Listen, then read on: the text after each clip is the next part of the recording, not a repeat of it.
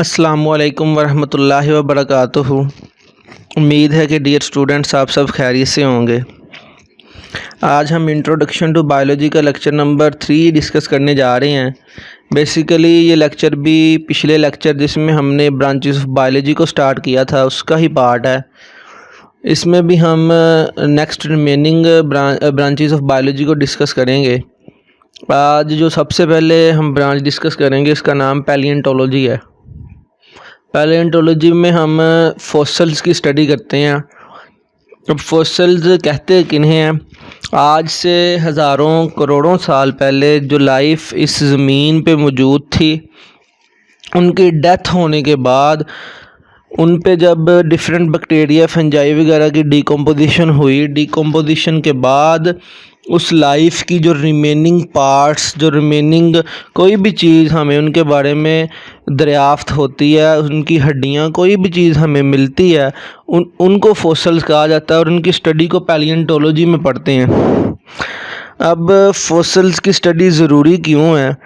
Basically fossils को हम इसलिए स्टडी करते हैं ताकि इस बात का अंदाज़ा लगाया जा सके कि आज से हज़ारों करोड़ों अरबों साल पहले इस ज़मीन पे ज़िंदगी कैसी थी। नेक्स्ट ब्रांच जो हम डिस्कस करेंगे वो एवोल्यूशन है। बेसिकली एवोल्यूशन एक प्रोसेस का नाम है और जो बायोलॉजी की ब्रांच जिसमें एवोल्यूशन को स्टडी किया जाता है उसे एवोल्यूशनरी बायोलॉजी कहा जाता है। अब एवोल्यूशन का लफ्ज़ी मतलब है निकलना। एवोल्यूशन का लफ्ज़ी मतलब निकलना है। जैसे अगर किसी भी कार या बाइक वगैरह का टायर पंक्चर हो जाए तो उसकी ट्यूब में से हवा बाहर निकल रही होती है, हम उसके लिए वर्ड यूज़ करते हैं एयर इज़ इवॉल्विंग, मतलब कि हवा खारिज हो रही है टायर में से। इसी तरह डिफरेंट ऑर्गेनिज़म्स का डेवलप होना फ्रॉम द अर्लियर ऑर्गेनिज़म्स जो इस ज़मीन पे मौजूद थे उसके एवोल्यूशन कहा जाता है। अब एवोल्यूशन का लफ्ज़ी मतलब मैंने बताया कि निकलना। अब आज जो मौजूद ऑर्गेनिज़म्स हैं इस अर्थ में, वो पहले से जो इस अर्थ पे मौजूद ऑर्गेनिज़म्स थे उन्हीं से निकले हैं, मतलब कि उन्हीं से इवॉल्व हुए हैं, उन्हीं से डेवलप हुए हैं। ये सारा स्टडी करना कि ये कैसे हुआ कि पुराने ऑर्गेनिज़म्स से नए ऑर्गेनिज़म्स बने, इस सारी स्टडी को हम एवोल्यूशन में स्टडी करते हैं और जो ब्रांच है बायोलॉजी की उसे एवोल्यूशनरी बायोलॉजी कहते हैं। अब थर्ड ब्रांच जो हम पढ़ेंगे वो है जेनेटिक्स। लफ्ज़ी मतलब से ज़ाहिर है कि स्टडी ऑफ जीन्स की स्टडी की जाएगी। अब जीन्स पे वो तमाम करैक्टरिस्टिक्स की इंफॉर्मेशन मौजूद होती है जो एक जनरेशन से दूसरी जनरेशन में जानी होती है। अब इसी ब्रांच में हम हेरिडिटरी इन्फॉर्मेशन की ट्रांसफ़र पढ़ते हैं कि कैसे पेरेंट्स से ऑफ स्प्रिंग में हेरिडिटरी इन्फॉर्मेशन जाती है। अब हेरिडिटरी इन्फॉर्मेशन कहते हैं विरासती पीछे से ख़ानदानी इन्फॉर्मेशन चली आ रही है, कैसे डिफरेंट जनरेशन में इन्फॉर्मेशन ट्रांसफ़र होती है। अब वो इन्फॉर्मेशन ट्रांसफ़र होती कैसे है इसकी स्टडी भी जेनेटिक्स में की जाती है। ट्रांसफ़र ऑफ हेरिडिटरी मटेरियल भी जेनेटिक्स में किया जाता है और हाउ दिस ट्रांसफ़र अक्कर, और ये ट्रांसफ़र होता कैसे है ये भी जेनेटिक्स में ही पढ़ा जाता है। नेक्स्ट ब्रांच जो हम बायोलॉजी की डिस्कस करेंगे वो साइटोलॉजी या सेल बायोलॉजी है। बेसिकली साइटो का मतलब ही सेल होता है, इसका दूसरा नाम सेल बायोलॉजी ही है साइटोलॉजी का। इसमें study of function and structure of cell, इसमें हम स्टडी करते हैं कि एक सेल वो फंक्शन कैसे करता है और उस सेल में मौजूद तमाम स्ट्रक्चर्स की स्टडी, किन चीज़ों से मिलके बने हुए हैं, उनका स्ट्रक्चर कैसा है, वो फंक्शन कैसे करते हैं, इन सब की स्टडी साइटोलॉजी या सेल बायोलॉजी में की जाती है। नेक्स्ट ब्रांच जो हम डिस्कस करेंगे वो जू जियोग्राफी है। अब इसके लफ्ज़ी मतलब पे जाएं तो जू वर्ड का मतलब एनिमल्स और जियोग्राफी का मतलब हम किसी भी चीज़ को लोकेशन इंडिकेट करने के लिए देते हैं। जैसे कि आपसे पूछे कि पाकिस्तान की जियोग्राफ़ी बताएं तो आप कहेंगे कि हमारे मशरक़ में इंडिया, हमारे शुमाल में चाइना वगैरह, हमारे जनूब में बहीरा अरब, मतलब कि आप पाकिस्तान की कंप्लीट लोकेशन बताएंगे कि इस ज़मीन पे, इस अर्थ के मैप पे पाकिस्तान वाक़या कहाँ पे है। इसी तरह एनिमल्स का इस अर्थ पे डिस्ट्रीब्यूट होना, किस एरिए में वो रहते हैं, इसकी स्टडी ज़ू जियोग्राफी में की जाती है। Distribution of organisms on the earth, organisms ज़मीन के कौन कौन से हिस्से में रहते हैं, उसकी स्टडी ज़ू जियोग्राफी में की जाती है। अब नेक्स्ट ब्रांच टेक्सोनोमी को स्टडी करेंगे। टेक्सोनोमी बेसिकली ऑर्गेनिजम्स की क्लासिफिकेशन, उनके नॉमेनक्लेचर और उनकी डिस्क्रिप्शन की स्टडी को टेक्सोनोमी कहा जाता है।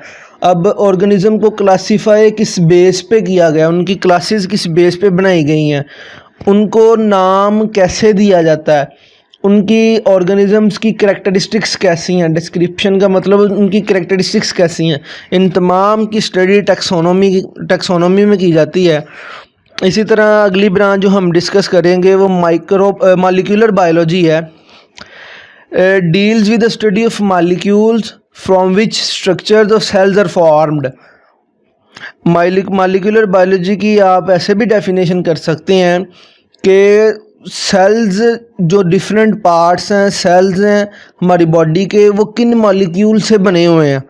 आप ऐसे भी कह सकते हैं कि किसी भी ऑर्गेनिज़म के स्ट्रक्चर की मॉलिक्यूलर लेवल पे जाके स्टडी करना मॉलिक्यूलर बायोलॉजी कहलाता है, कि उसके स्ट्रक्चर्स किन किन मालिक्यूल के आपस में कंबाइन होने या किन किन मालिक्यूल से मिलके उसकी बॉडी का स्ट्रक्चर बना हुआ है, उसकी तमाम स्टडी जो है मॉलिक्यूलर बायोलॉजी में की जाती है। नेक्स्ट हम इन्वायरमेंटल बायोलॉजी को स्टडी करेंगे। इन्वायरमेंटल बायोलॉजी में ऑर्गेनिज़म का रिलेशनशिप देखा जाता है उसकी इन्वायरमेंट के साथ। अब interaction with organic and inorganic environment, अब किसी भी ऑर्गेनिज़म का इंट्रैक्शन इन्वायरमेंट दो तरह के हो सकते हैं, ऑर्गेनिक एंड इनऑर्गेनिक। इनऑर्गेनिक और ऑर्गेनिक इन्वायरमेंट के साथ इंटरेक्शन को भी इन्वायरमेंटल बायोलॉजी में देखा जाता है। अब ऑर्गेनिक में वो सारा इन्वायरमेंट आ जाएगा जिसमें CH मतलब कि ऑर्गेनिक केमिस्ट्री, ऑर्गेनिक मॉलिक्यूल्स पाए जाएंगे, और इनऑर्गेनिक में वो तमाम आ जाएंगे जो ऑर्गेनिक के अलावा होंगे। अब ऑर्गेनिक में ज़्यादातर वो इन्वायरमेंट आता है जैसे हम पे बैक्टीरिया, जो हमारे इर्द गिर्द बैक्टीरिया वायरसेस वगैरह मौजूद हैं, हमारा उनसे इंटरेक्शन कैसा है, उसको ऑर्गेनिक इन्वायरमेंट में रखेंगे। इनऑर्गेनिक इन्वायरमेंट में हमारे बाहर ऑक्सीजन, कार्बन डाइऑक्साइड, बहुत सारी गैसेस मौजूद हैं, उनके साथ हमारा इंटरेक्शन इनऑर्गेनिक इन्वायरमेंट में हमारा आ जाएगा। इन्वायरमेंटल बायोलॉजी में बेसिकली ह्यूमन जो एक्टिविटी हो रही हैं इस अर्थ पे, ह्यूमंस जो एक्टिविटी परफॉर्म कर रहे हैं उसका इफ़ेक्ट देखा जाता है कि इन्वायरमेंट पे क्या हो रहा है। जैसे ह्यूमन एक्टिविटीज़ की वजह से हमारी अर्थ पे कार्बन डाइऑक्साइड की जो कंसंट्रेशन है, जो लेवल है, वो राइज़ करी जा रहा है, जिसकी वजह से ग्लोबल वार्मिंग हो रही है, ग्रीन हाउस इफ़ेक्ट ज़्यादा हो रहा है, जिसकी वजह से इस अर्थ का टेम्परेचर राइज़ कर रहा है। अब माइक्रोबायोलॉजी में हम स्टडी ऑफ माइक्रो ऑर्गेनिज़म्स करते हैं, ऐसे ऑर्गेनिज़म्स जो हम नेकेड आई से नहीं देख सकते, बहुत छोटे ऑर्गेनिज़म्स की स्टडी माइक्रो ऑर्गेनिज़म्स में की जाती है, जैसे वायरसेस, बैक्टीरिया वगैरह जो हमें आम आंख से दिखाई ही नहीं देते।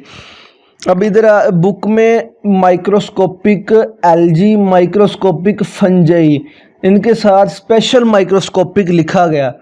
इसका मतलब ये है कि एल्गी और फंजाई दो किस्म के हैं, एक जो हमें अपनी आँख से नज़र आ जाते हैं, एक जो नहीं आते। अब माइक्रोबायोलॉजी में हम उनकी स्टडी करेंगे जो हमें अपनी आँख से नज़र नहीं आते, जिनको देखने के लिए हमें माइक्रोस्कोप की ज़रूरत है, उनकी स्टडी माइक्रोबायोलॉजी में की जाएगी। लेकिन जो हमें अपनी आम आँख से नज़र आ जाते हैं उनकी स्टडी माइक्रोबायोलॉजी में नहीं की जाएगी। नेक्स्ट पैरासाइटोलॉजी में हम पैरासाइट्स की स्टडी करते हैं। अब पैरासाइट्स में उनका स्ट्रक्चर्ड स्ट्रक्चर को पढ़ा जाता है, उनके मोड ऑफ़ ट्रांसमिशन को पढ़ा जाता है, उनका होस्ट के साथ रिलेशनशिप कैसा है, उनकी लाइफ हिस्ट्री पढ़ी जाती है। अब स्ट्रक्चर इसलिए पढ़ा जाता है ताकि उनके स्ट्रक्चर की स्टडी करके हम इस काबिल हो जाएं, क्योंकि बहुत से पैरासाइट्स ऐसे हैं जो ह्यूमन और डिफरेंट एनिमल्स में डिजीज़ काज करते हैं। जब हम उनकी स्ट्रक्चर की स्टडी करेंगे हम इस काबिल होंगे कि उनके ख़िलाफ़ मेडिसिन तैयार कर सकें। जब हमें ये पता होगा कि वो बने किस चीज़ से हुए हैं, उनका स्ट्रक्चर कैसा है, तो हम उसी लिहाज से उनकी मेडिसिन तैयार करेंगे। मोड ऑफ़ ट्रांसमिशन में हम ये पढ़ते हैं कि वो पैरासाइट ट्रांसमिट कैसे हो सकता है एक ऑर्गेनिज़म से दूसरे ऑर्गेनिज़म में। जैसे हेपेटाइटिस का ही वायरस है, उसका मोड ऑफ़ ट्रांसमिशन ये है कि वो ब्लड के थ्रू ट्रांसमिट हो सकता है। इसलिए हम परहेज़ करेंगे कि जो हेपेटाइटिस का पेशेंट होगा उससे ब्लड ट्रांसमिट ना किया जाए। होस्ट के साथ उसका रिलेशनशिप पढ़ा जाता है पैरासाइटोलॉजी में, और पैरासाइट्स की लाइफ हिस्ट्री पढ़ी जाती है। लाइफ हिस्ट्री पढ़ने का फ़ायदा क्या है? अब अगर हेपेटाइटिस की लाइफ हिस्ट्री पढ़ी जाए, पोलियो वायरस की लाइफ हिस्ट्री पढ़ी जाए, तो हमें पता चलेगा कि तारीख़ में इसने बहुत सा जानी नुकसान किया। इससे हमें ये पता चलता है कि इसे अगर अनकंट्रोल्ड छोड़ दिया जाए, इसकी एहतियात ना की जाए, तो किस हद तक नुकसान हो सकता है। डियर स्टूडेंट्स, ये आज हमने चंद बायोलॉजी की ब्रांचेस डिस्कस की हैं। मुझे उम्मीद है कि आपको अच्छे से समझ लग गई होगी। आज के लिए डियर स्टूडेंट्स इतना ही। अपना बहुत सारा ख्याल रखिएगा। अस्सलाम वालेकुम वरहमतुल्लाहि वबरकातुहू।